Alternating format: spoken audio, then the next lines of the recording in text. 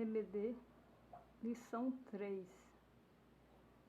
Jesus salvou-me do mundo, Ele é tão doce pra mim.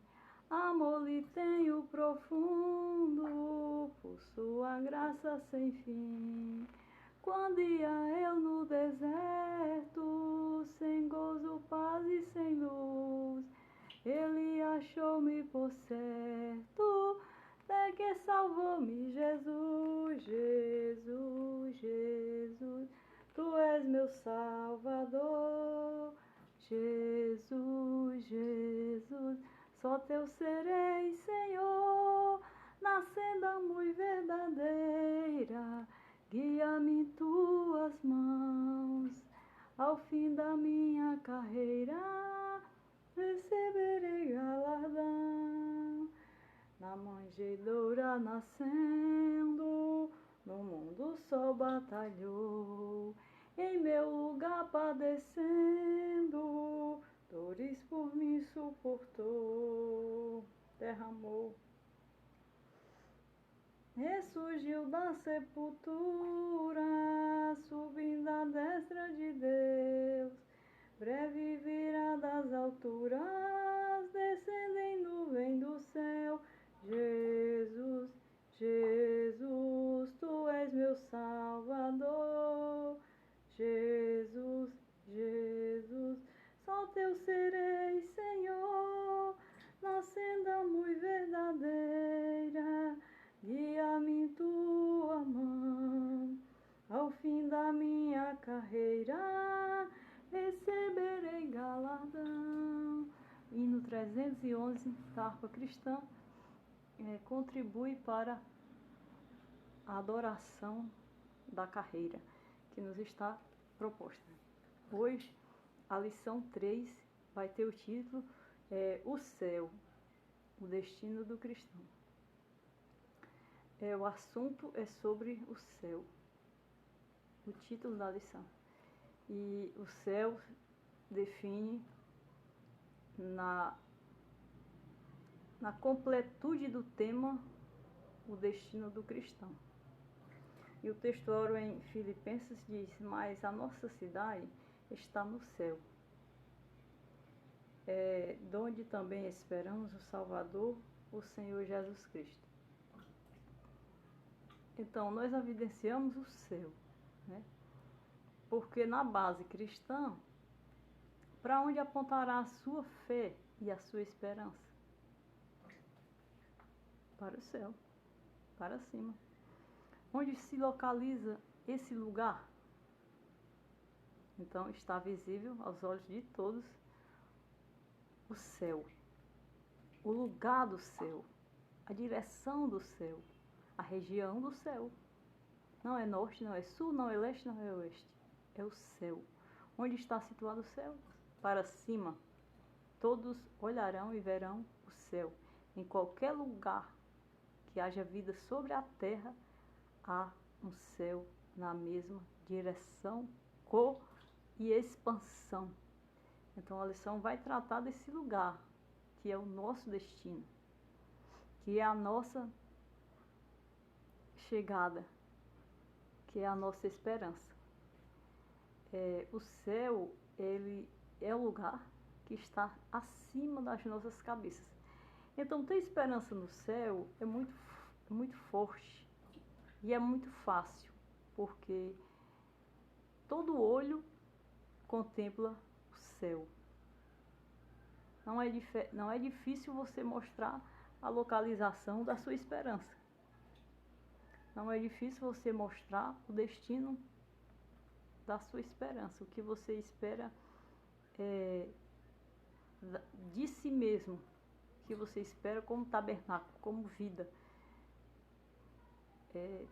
De onde está a sua esperança, né? Então, ele definiu como o destino do cristão, né? A esperança. E o textório diz que é a cidade dos céus, para onde vai a nossa esperança. E a palavra meditada da Bíblia está em Filipenses 3, E diz: irmãos, quanto a mim, o apóstolo Paulo que escreveu, irmãos, quanto a mim, não julgo que haja alcançado, mas uma coisa faço, e é que, esquecendo-me das coisas atrás, que ficam, e avançando para as que estão diante de mim. Paulo escrevendo aos Filipenses. E dizia mais: prossigo para o alvo, pelo prêmio da soberana vocação de Deus em Cristo Jesus. O céu da esperança do Salvador é um alvo que não se vê com os olhos, se sente. Nós sentimos a posse do céu quando nós temos esperança nele. Quando nós temos ele como cristão, como destino, nós sentimos a posse do céu, nós sentimos o quanto o céu é real, o quanto ele existe e ele vai predominar, o quanto ele faz parte da vida. E se ele faz parte da vida como criação, que a vida também é uma criação, ele logo fará parte do entendimento dessa vida. Então ele faz parte da vida, porque ambos são criados, né? E é lá que a vida se encontra e que a vida tem segurança. Tem segurança. Porque quem nos dá a salvação veio de lá. Então, quando você pensa num lugar, que está alguém que você confia e que é dono, você sente o quê? Segurança. Assim é o céu. O céu é algo que, quando nós pensamos no céu, nós sentimos segurança, porque quem está conosco é o dono do céu. E dele vem toda a instrução e sabedoria para que possamos alcançar o lugar, né? Então são dois lugares, um revelado e outro oculto. A terra, que é a vida, e o céu, para onde iremos, que está acima das nossas cabeças. Que a ninguém foi revelado, e ainda que você suba com destino à expansão, que define um azul fino, um azul água, um azul cristal, você também não vai chegar lá.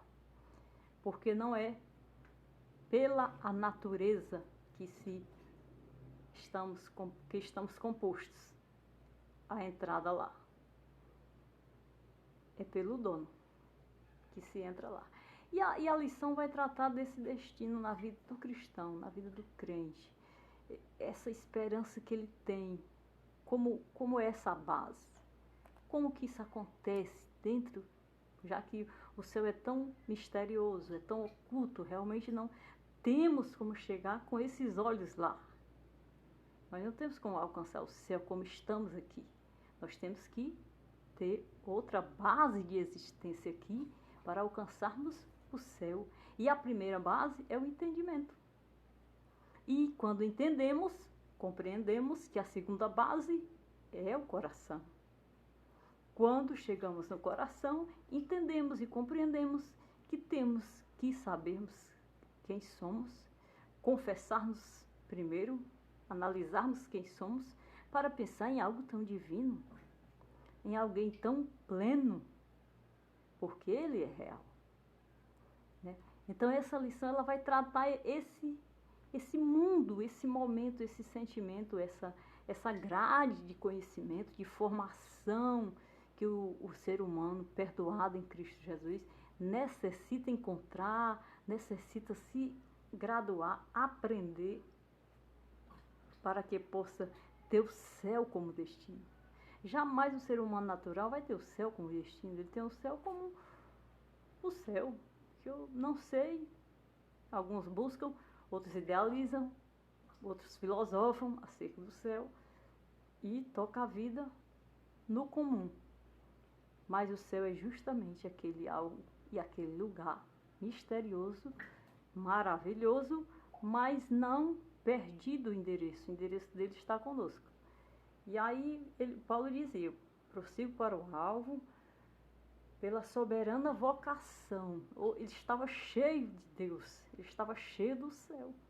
Não faltava em Paulo esperança, que é o alvo. O alvo é você ter convicção da expansão de uma pátria, de uma posse que você tem, que ainda está sendo proferida por lábios e sentida com o coração. Então é uma certeza muito grande, e o apóstolo fortalecia os irmãos que tivessem, passava para os crentes essa esperança, essa pessoa que ele era. Então a pessoa que ele era ali formada, ele passava para que eles se formassem também e não se embaraçassem com nada daqui em termos de humano, para não perder essa glória que está dentro da vida prometida, e ela é certa, como Cristo ressuscitou dos mortos. Ele dizia mais, mas na nossa cidade está no céu, de onde também esperamos o Salvador, o Senhor Jesus Cristo. Faz parte da missão de Cristo a cidade. Faz parte da missão de Cristo essa cidade. E uma das causas pela qual Deus enviou o seu Filho, Cristo veio, foi Jerusalém. Jerusalém é um plano, é um projeto de Deus. Jerusalém foi algo que Deus não pôde perder de vista e que Ele guardou até hoje e guarda, porque Ele tem respaldo do lugar. O lugar já não é mais aquele da promessa a Abraão. Ele já foi transladado pelo corpo de Cristo, que transformará o nosso corpo abatido para ser conforme o seu corpo glorioso, segundo o seu eficaz poder de sujeitar também a si todas as coisas. E aí o Apocalipse vem falando bem acerca do céu. Ele diz assim: e vi um novo céu e uma nova terra, porque já o primeiro céu e a primeira terra passaram, e o mar já não existe. E eu, João, vi a santa cidade, a nova Jerusalém, que de Deus descia do céu, adereçada como a esposa ataviada para o seu marido. E ouvi uma grande voz do céu que dizia: eis aqui o tabernáculo de Deus com os homens, pois com eles habitará, e eles serão o seu povo, e o seu Deus estará com eles, e será o seu Deus. E Deus limpará dos seus olhos toda lágrima, e não haverá mais morte, nem pranto, nem clamor, nem dor, porque já as primeiras coisas são passadas. A descrição do céu. Um profeta, discípulo, apóstolo, fortificava a igreja e tentava passar para a igreja o que ele estava capacitado como apóstolo, como discípulo. A pessoa que ele era, ele tentava passar para a igreja, para que a igreja se fortalecesse e tivesse como alvo, na fé deles, que é a fortaleza da fé, tivesse o alvo da fortaleza da fé, o céu, no objetivo. E aí, João vê na ilha de Patmos, passa a experiência e vê o céu todo, e todo o encerramento da terra e do céu. Nessa guerra, nessa batalha, vê a finalização de todas as coisas sobre a terra e o reino dos céus, a chegada dos salvos, a chegada da igreja, a cidade. João vê tudo. Jesus leva João no céu e abre os 7 selos, que é a finalização do mundo, da terra, entre céu e terra. Então essas duas coisas trouxeram finalização total para Deus e o homem. Deus entrega por Jesus Cristo o fim de tudo. Interpretar e chegar no nível que Deus trouxe é a carreira que nos está proposta. É a carreira que nos está... E o ponto 1 diz assim: céu, o alvo de todo cristão. Aí vem a definição da palavra céu. A hermenêutica dela está toda aqui. Tem diversas. Uma das definições é os firmamentos, né? Que os nossos olhos, assim que toma conhecimento de consciência, já define logo céu e terra. É os firmamentos e o céu de atmosfera. Nós não definimos reino. O reino nós procuramos quando estamos mais amadurecidos em crescimento. É por essa razão que eu digo que quem nasce, nasce para aprender. Você nasce inocente. Se você morrer na inocência, você vai para o céu. Se você morrer em consciência, você vai para o inferno. Mas quando a consciência chega, nós temos o céu como a sustentação da terra. Nós temos o céu como uma glória, como um quadro, como uma tela de um quadro que você não pode colocar dentro de casa. Nós temos o céu como o espaço, que sustenta os planetas e sustenta o Sol e a Lua. Mas, na verdade, o céu, ele tem outra voz, ele tem outra verdade para nós. E a nossa alma sente, quando nós nascemos para o céu, o que vem do céu. O céu, ele mostra, ele além de mostrar o cristalino da vida, ele patrocina oxigênio puro e ele mantém o oxigênio para todas as vidas. Se você tiver saúde, você não paga o ar que respira. E ele cristaliza esse ar. Então, tudo isso está debaixo das asas do céu. Até aí nós compreendemos. Essa é a definição de céu para nós. E aí o céu, como firmamento, universo, atmosfera.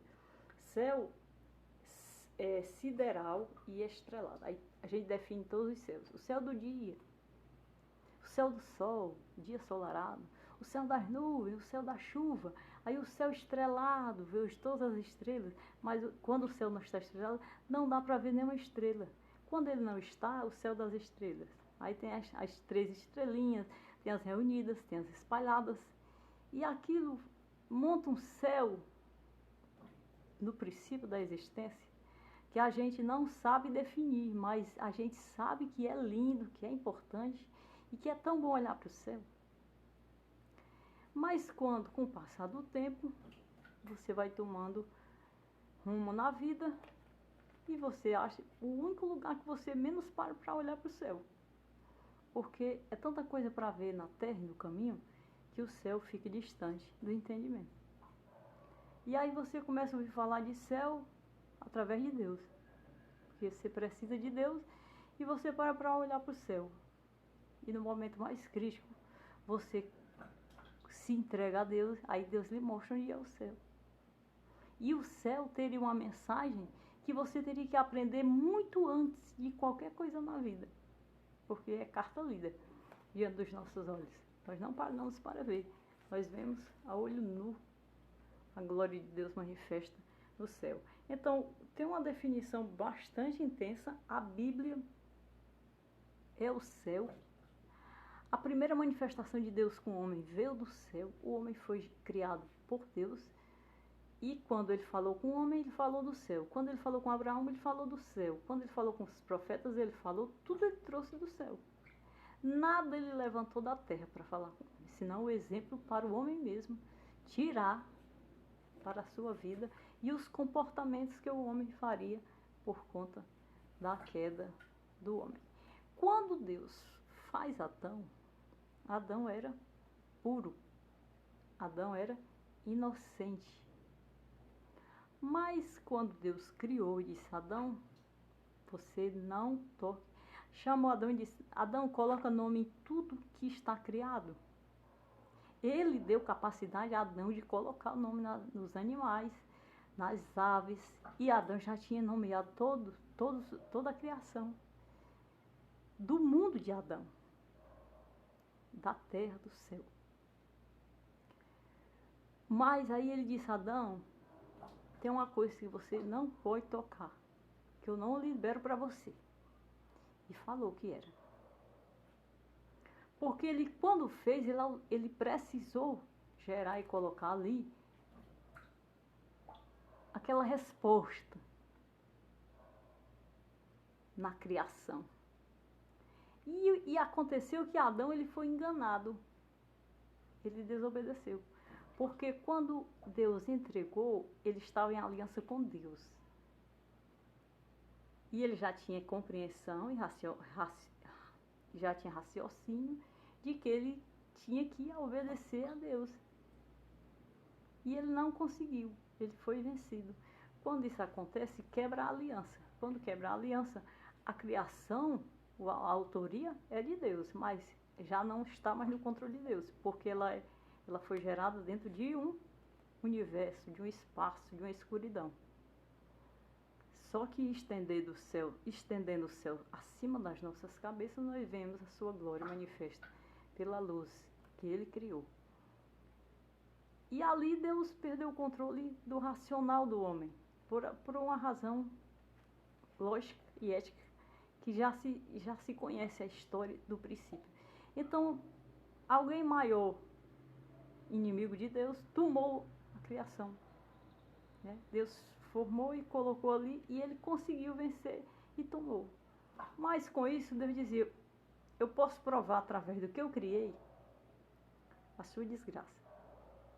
Está provando até hoje. Não foi prejudicial para a criação, mas através daquilo ali, Deus está provando que a coisa mais difícil é largar da obediência dele e questionar o seu poder, ou querer não confiar na sua palavra. Então, até hoje, o Senhor tem provado, né, no homem. Então, digamos que ele criou para isso, né? Digamos que ele criou para isso. E ali, Deus, desde Abraão, Noé, todos os outros servos, ele fala com o homem do céu, o que define poder, domínio e existência de Deus. Então, para mim, o céu é uma das definições do céu. Esse potencial. Aí vem o céu conforme o ensino de Paulo. E como que Paulo viu o céu? Se Paulo foi o primeiro apóstolo a se arrebatar e salvo na experiência espiritual. Paulo foi arrebatado instantaneamente. E ele foi levado ao terceiro céu porque ele foi salvo de súbito. Ele foi salvo de um choque. Né?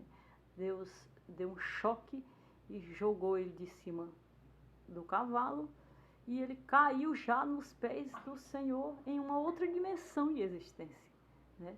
Enquanto que o corpo estava caído, ele e o espírito dele já estavam com Deus em consciência de diálogo. E aí Deus fez aquilo para salvar Paulo e para mostrar o seu poder. Porque quando ele fez aquilo, ele disse, Paulo, por que me persegues? Jesus, né? Jesus disse, Paulo, por que me persegues? Tu queres lutar contra mim, contra os agrilhões? Né? E aí Paulo questiona, Senhor, Senhor, quem és? Eu sou Jesus, quem tu persegues? Aquele momento ali, não existia mais o perseguidor. Ele já estava em luz de glória naquele momento entre ele e Deus. Né? Quando ele saiu da dimensão, ele foi para o terceiro céu. O terceiro céu é essa consciência. Ele e Deus. Deus falando com ele. E quando ele volta, ele fica cego. Né? Então ele passou essa experiência do terceiro céu. Ele entrou no céu, vivo, determinado com carta para matar os cristãos, ele é arrebatado, ele é ferido, ele é arrebatado, e aí ele fala com Deus. Ele fala com Jesus. Jesus fala e devolve ele para a terra. Diz, duro é para ti recalcitrar contra os agrilhões, que seriam os cristãos que eles estavam matando. Aquela obra foi uma coisa muito gloriosa, mas foi algo assim porque Paulo matava os cristãos.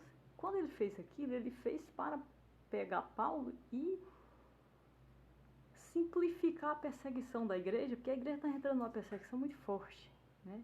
E ali o Senhor disse, eu vou pegar o mais alto cedro, digamos assim, o mais alto da perseguição eu vou resolver.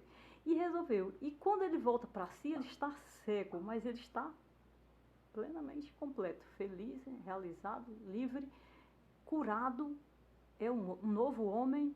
E ali, aquela lei ali de gerar ele de novo instantaneamente, foi uma coisa que só Deus faz e fez, e caiu para ele. Agora, quem vai vencer a perseguição é você. E assim foi. Mas com muita grandeza, com muito poder, o Senhor foi com ele até o fim, certamente. E aí ele foi ao terceiro céu, e aí o terceiro céu é essa experiência, quando Deus fala com o homem, sofreu a morte e sofreu a ressurreição. Toda a sua vocação é celestial no presente momento da sua vida. Ele dizia, ainda que não tenho ido para o céu, toda a sua vocação na presença e no momento da sua vida. Por isso, vivendo em Cristo, o crente desenvolve um relacionamento na esfera do reino, de modo que, ainda que não tenha ido para o céu, toda a sua vocação é celestial no presente momento da sua vida. A vocação dele era plenamente voltada para o reino dos céus. Então ele era um homem pleno. Ele foi realmente nascido, feito de novo e devolvido para um grande conflito, para uma grande perseguição, para um grande desafio, que era voltar a ser Paulo, fariseu, romano, servidor da lei, e ter que pregar o evangelho de Jesus Cristo, a qual estava perseguindo, no meio de todos os cristãos, inclusive os judeus da sinagoga, por quem ele mais sofreu. E aí vem o alvo. Depois de salvo, não pertencemos mais a este mundo. Por isso Paulo ensina que prossegue para o alvo, isto é, a linha de chegada, que o atleta alcança o preço. A verdade é que nós vamos para o céu. Quem vai dar conta do céu para a nossa esperança é o próprio céu, no Espírito de Jesus Cristo. É esse céu que Cristo nos dá por herança, por palavra e por promessa, que nos esclarece o que é o céu, onde é o céu, como é que vamos chegar e o que vamos possuir lá, através do Espírito Santo de Deus. E aí Paulo dizia, o alvo é o céu, o alvo é o céu. Pois você estuda e faz um curso e o alvo é terminar e a remuneração, o trabalho e a remuneração em cima daquilo. Então, assim é a carreira do céu. Você, cristão, o seu alvo é o céu, é o lugar que você tem que chegar. Não é nem pelo lugar, é muito mais pelo dono do lugar. Porque é ele que está ali, lhe dando esse alvo e lhe mostrando que o céu supera tudo. O céu supera tudo. O céu supera tudo. Para provar que o céu supera tudo, o apóstolo Paulo foi arrebatado ao terceiro céu. Ele saiu e foi ao encontro de Deus e falou com Deus, com Jesus. E naquele diálogo ele nasceu de novo. Como o céu supera. O céu supera. Por isso muitas pessoas são curadas pelo céu. De Deus por meio de Cristo, o seu alvo revela o resultado de uma nova vida. Por isso o crente se volta para as coisas do céu. O céu é o lugar mais seguro que um ser humano pode confiar e pode existir. É uma cidadania celestial. Para viver a plenitude dessa cidadania, o cristão peregrina para o alvo perfeito. Essa cidadania é justamente esse processo de céu, esse processo de conhecer o céu, esse processo de chegar no céu, de querer o que está lá, de querer as coisas de lá. O ponto 2 diz assim, a descrição do céu segundo o livro do Apocalipse. Nós falamos agora de Paulo, que esteve no céu, no terceiro céu. Agora vamos falar na Bíblia através do Apocalipse.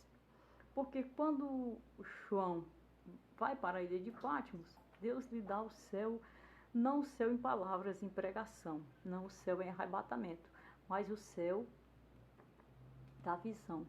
Deus arrebata João e leva ao céu e mostra todos os céus, primeiro, segundo, terceiro, quarto, quinto, sexto, e finaliza ali toda a história da humanidade.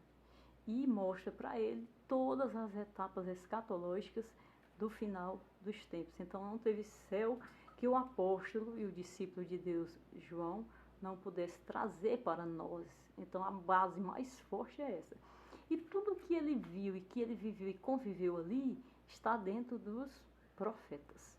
Os profetas fazem parte de toda essa história de céu, de visão. Porque o apóstolo Paulo ele foi arrebatado e falou com Jesus, mas ele não conta uma visão que ele teve naquele momento. Foi só o nascimento dele. O nascimento dele ali. Se ele teve, ele não relatou. Ele relata em outras passagens as visões que tem de Deus. E foi um homem de vida que Deus deu a ele a porção dobrada do Espírito Santo na missão. Na missão, o apóstolo Paulo foi tomado por Deus e recebeu a porção dobrada do Espírito Santo. Os lenços de Paulo curavam os enfermos. Então, mas a João ele entrou na dimensão dos profetas, do profeta Ezequiel, do profeta Daniel, dos profetas que tiveram visões e revelações de Deus em uma dimensão fora do comum. Então, Deus precisou levar João para encerrar a visão. E as visões de Deus se encerraram em João, porque Deus ali mostrou tudo e está tudo em nossas mãos pela palavra e a aliança cumprida. Então, o novo céu e a nova terra que João viu, como foi? Depois da abertura dos 7 selos, conforme o Apocalipse 6, em que predominaram a desordem, a tribulação, o juízo e o quadro revelado na sequência de um novo estado eterno.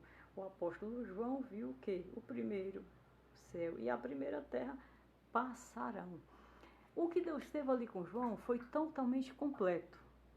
Porque Deus, quando levou a João, Deus levava um homem da terra. Deus levava um apóstolo de Jesus Cristo. Jesus tinha acabado de subir na ascensão e a igreja já estava toda na terra adorando o seu nome. Mas faltava os 7 selos do Apocalipse serem entregues, que era a finalização. Porque quem tinha morrido na terra era Deus, o Filho de Deus. Então Deus tinha que tratar esse negócio, esse mistério, essa revelação, por conta do Filho que tinha sido crucificado no Calvário para salvar todo que crê nele. Então João conhece e vê o primeiro céu e a primeira terra que eles iriam passar. Ele vê isso na esfera espiritual, ele vê isso arrebatado, né? E ele conhece, compreende e recebe de Deus que haverá um novo céu e uma nova terra. Eu não sei qual era a esperança de João, mas quando Paulo mandava ter como alvo o céu, porque aquela realidade que eles estavam vivendo realmente era que a terra não tinha nem lugar para receber a presença de Deus. Não tinha lugar, porque se o Filho tinha acabado de ser crucificado, os discípulos e os apóstolos também estavam sendo crucificados pela lei, onde que o Espírito Santo de Deus ia administrar o sacrifício de Cristo? Então, ali, Paulo dizia, prossiga para o alvo na vocação do céu. E quando chega em Apocalipse, João vê o juízo. Quer dizer, João começa a compreender o que é a terra. Né? Porque ele poderia muito bem dizer, meu Deus, como é que vai ser? Onde é que Deus vai ficar nessa história? Né? Já que a história estava tão avassaladora para com Cristo Jesus. E o que acabou foi que Cristo cresceu e venceu tudo, como ressuscitou. E aí Deus começa a mostrar o juízo da terra, começa a mostrar o céu, começa a mostrar a entrada da igreja no céu e o final de tudo no povo hebreu, né? Começa a mostrar o final, o futuro do povo hebreu. O tempo da igreja da graça subirá. Em seguida, ao julgamento, quando a igreja subir para Cristo, que for consumado, aí entra o juízo aqui na terra dos hebreus, dos judeus, de quem Deus sabe quem vai descer para esse juízo e vai fazer parte do juízo da purificação, porque eles são salvos pela promessa a Abraão, mas eles não partiram consertados com Deus.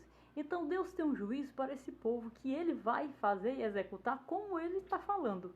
E o que ele está falando, ele sabe como será. E João viu tudo isso, porque era necessário ele ver para a fé dele e para a igreja que ele era pastor. E para todos os irmãos pela qual estavam nascendo em Cristo Jesus na qualidade, digamos assim, do apóstolo Paulo. Né? Crentes como Paulo precisavam dessa conclusão. E aí Deus mostra a ele o novo céu, a nova terra. Porque a gravidade de que se via até os dias presentes da terra e do céu era de muito derramamento de sangue. O estancamento da sangria, como a mulher do fluxo de sangue, a hemorragia acabou na morte do Filho de Deus.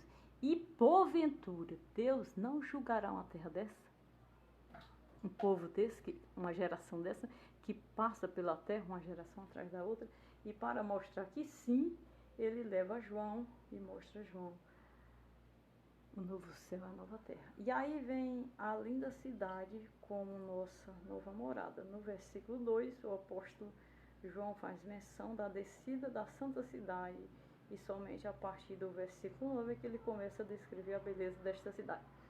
O novo céu e a nova terra foi mostrado a João quando João viu Jesus, quando João recebeu 7 mensagens proféticas para as 7 igrejas da Ásia, quando João viu a igreja subir em arrebatamento, quando João viu as 7 trombetas se abrirem, quando João viu o juízo das almas, quando João viu a guerra de Gog e Magog, quando João viu a guerra final de Israel, quando João viu os 144.000 assinalados do povo judeu que estarão na grande tribulação, quando João viu o governo do anticristo, quando João viu o estado do povo que vai estar nesse governo, a idolatria, a apostasia, a contaminação e a obrigação do governo a que todos sejam e definam a sua idolatria e a guerra final entre todas as nações e o Israel. Anticristo, todas as nações e Israel. Tudo ele viu. Após tudo ele viu. E ele vê a santa cidade descendo do céu, adereçada, adornada. Depois de tudo isso, ele vê o novo céu, a nova terra, e ele vê a cidade, Jerusalém, descendo, adereçada, toda adornada, a cidade santa que está preparada por Deus. Ele vê tudo, tudo. E aí ele vê essa cidade. E aqui, quando nós falamos que Jesus, quem transladou a cidade, porque só foi mostrada a cidade quando Jesus ressuscitou e subiu para o apóstolo João. Ele não mostrou para os profetas. Os profetas tinham visão de toda a criação, tinham visão de todo o povo, inclusive especialmente do seu povo, o tempo do seu povo, quando encerraria as abominações, a idolatria, o pecado, o erro, a iniquidade do seu povo. João vê a obra de Cristo. João vê a cidade construída no céu. João vê todo o juízo da terra. Deus e a terra e tudo o que Deus fará para que o homem entre em juízo e para que os seus sejam salvos e herdem e entrem nessa cidade. A cidade já desce do céu adereçada quando está no estado de novo céu e nova terra. E o apóstolo João vê a cidade e descreve tudo como vê todas as coisas. Né? Assim cremos e afirmamos que essa linda cidade será um lugar em que Deus e o Cordeiro são o seu templo e a glória de Deus. A cidade, ela vai ser o templo. Ele não escolheu um povo, ele não preparou ali um templo que Salomão construiu depois que Davi partiu e mandou fogo e consagrou o templo para os judeus. Então, o templo para o eterno, o que estará no novo céu e na nova terra, o povo de Deus, esse templo vai ser Jerusalém. A cidade de ouro e de prata, de ouro e de todas as pedras preciosas, essa cidade que a Bíblia descreve, vai ser o templo e o nome dela será Jerusalém. Lá vai acontecer as adorações, as ofertas, os cultos, lá vai acontecer o encontro com Deus. a conversa com Deus, o conselho com Deus. Então vai haver uma grei e um domínio que vai acontecer ali, onde o Cordeiro será o rei, que vai dirigir toda essa nova criação, todos os novos reinos que ele estabelecer, julgar e estabelecer, ele vai dirigir e a eternidade iniciará para que adoremos a Deus eternamente como seus, com propriedades suas protegidas, tiradas de um impossível, de uma situação extremamente de dor, de condenação, que ele fez para provar todo o seu domínio sobre tudo aquilo que possa conflitar ou confrontar o seu poder. Porque o poder da sua bondade e grandeza excede a qualquer vida, a qualquer criação. Então não tem como querer ou equivocar um Deus dominador. Jerusalém será justamente esse reino que administrará as nações compostas por Cristo Jesus na eternidade, onde estaremos em uma outra dimensão de existência, onde Deus apagará a lembrança de toda a consequência do pecado, porque pecado, essa natureza que herdamos, ela tem que ser renunciada para que possamos alcançar a glória do Pai. Nada de nós presta, parte que presta. Nada que parte de nós, Deus pode concordar e dizer: ai, que bonitinho, eu vou eleger, vou levar para mim. De maneira alguma, ele lhe destrói para lhe fazer de novo, se for ele. Para provar o que você é, para provar o que ele não pode aceitar, o que ele não pode usar.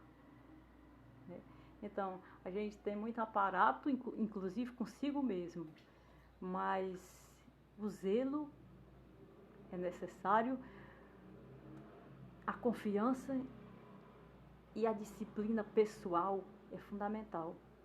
Mas Deus não conta com nada meu, porque Ele tem melhor para investir em mim.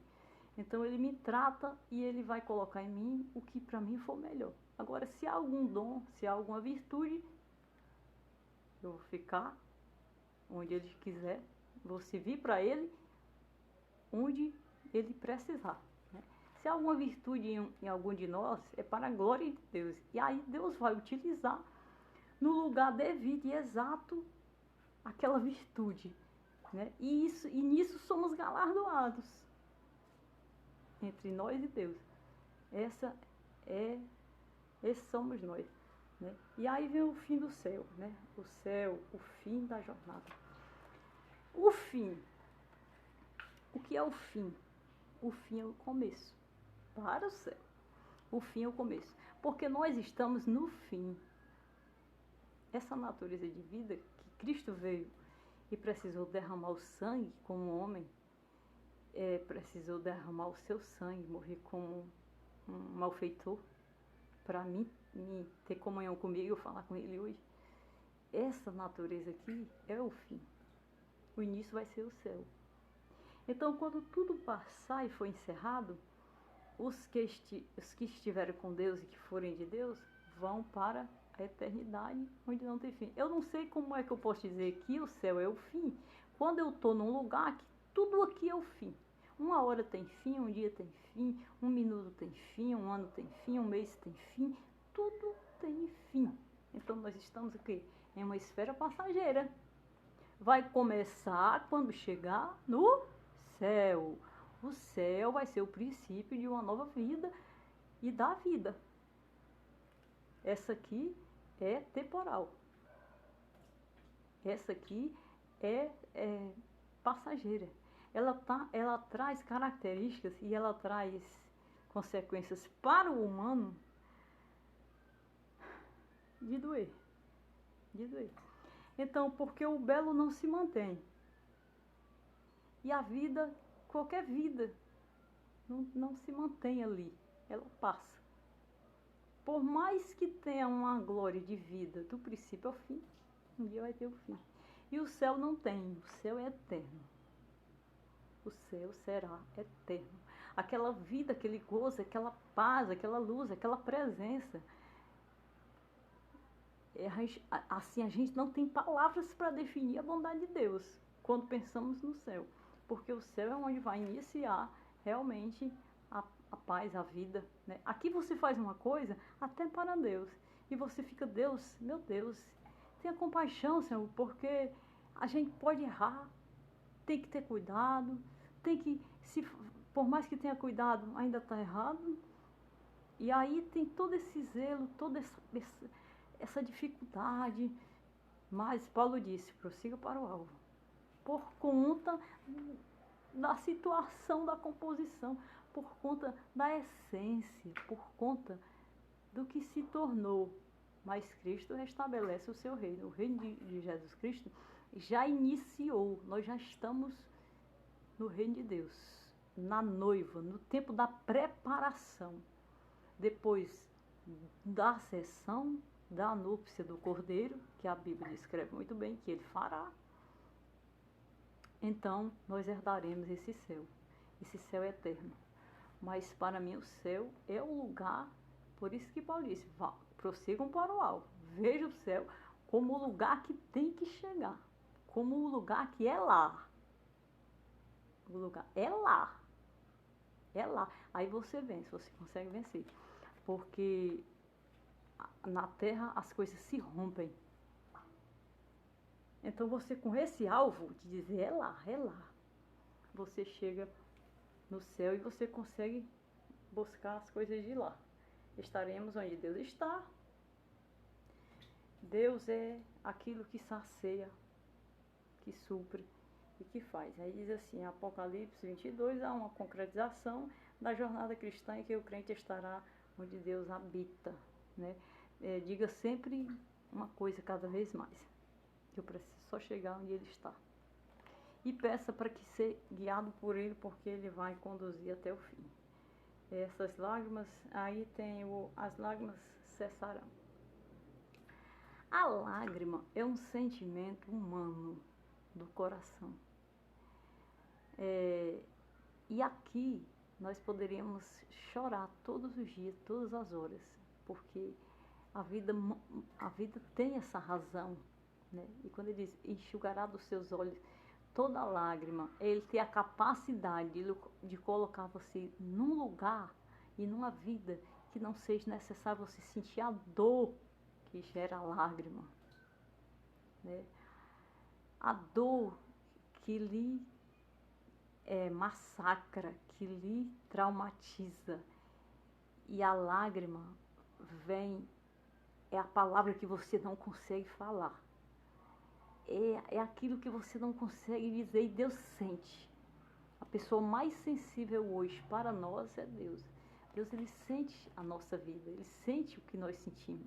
Por isso que Ele vem pelo necessitado. A pessoa que Ele mais sentia ali no momento que Ele falava pelo necessitado, o clamor do aflito e o gemendo do necessitado, é porque ao se aproximar de quem estava vivo pela criação, a pessoa que Ele mais sentia era o necessitado. Porque ele tem sensibilidade, né? Então ele almeja colocar a sua obra da criação em um lugar onde nenhum mais derrama uma lágrima, né? Então ele secará dos seus olhos toda lágrima. Deus em sua pessoa, ele jamais sentiria a dor de uma lágrima sem poder alcançar, tanto que ele disse, eu vou, né? Ele desceu. Ele decidiu se gerar, ele gerou um filho em todo o planejamento da salvação, para que uma pessoa que foi feita com ele, que raciocina, que fala, quer dizer, é uma obra dele, das suas mãos, possa ter onde ancorar a sua vida, a sua paz. Né? A sua genética somos nós. A sua genética somos nós de criação, não é a genética humana, científica, é a genética do íntimo, da vida, é a genética da vida, porque entre genética paterna, científica e genética de vida, há uma distância e uma diferença, né? Então você pode encontrar dentro de você uma dor que o seu pai, a sua mãe ou qualquer pessoa humana na Terra não consiga sarar. E você pode encontrar a cura em Deus. E quando ele fizer isso, você conhece. E aí você conhece que quem lhe gerou foi ele. É como um problema a morte. Quem lhe livrou da morte? Que você estava sentenciada para a morte.